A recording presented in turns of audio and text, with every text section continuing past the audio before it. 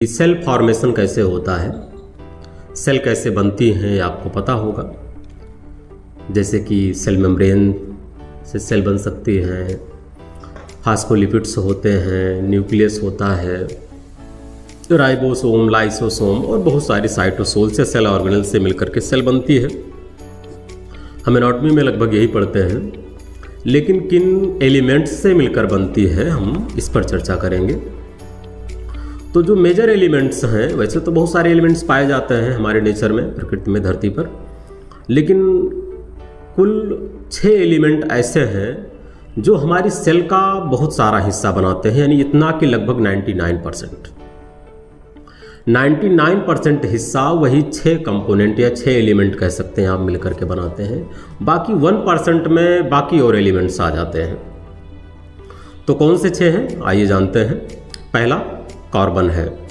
Carbon लगभग सभी organic molecules जितने हैं सब में पाया जाता है, लेकिन फिर भी हमारे सेल में जो प्रोटीन है, लिपिड है, कार्बोहाइड्रेट है, न्यूक्लिक एसिड्स हैं, इन सब में जो जरूरी कंपोनेंट है जिससे ये बनते हैं वो है कार्बन। दूसरा हाइड्रोजन है, जो पानी में पाया जाता है, फाउंड इन वाटर।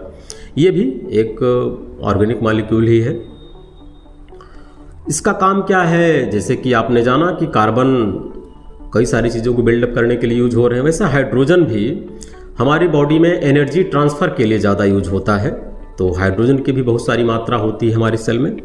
तीसरे नंबर पर आता है ऑक्सीजन।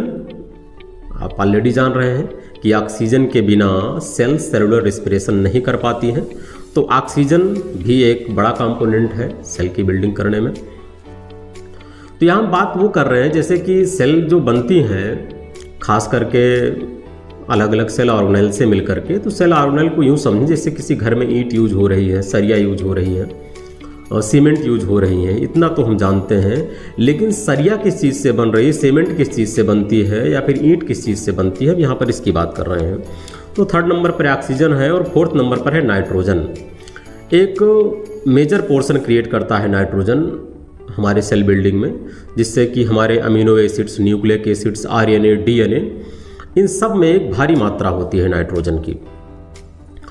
इसके बाद नंबर आता है 5वें पर फास्फोरस का। डीएनए, आरएनए, एटीपी या फिर इवन इफ सेल मेम्ब्रेन भी, ये सब के सब फास्फोरस से मिले जुले होते हैं। फास्फोरस भी इनके बनने में अपना काफ़ी सारा कंट्रीब्यूट करता है। यूँ कहें कि फास्फोरस की मदद से भी ये तैयार होते हैं।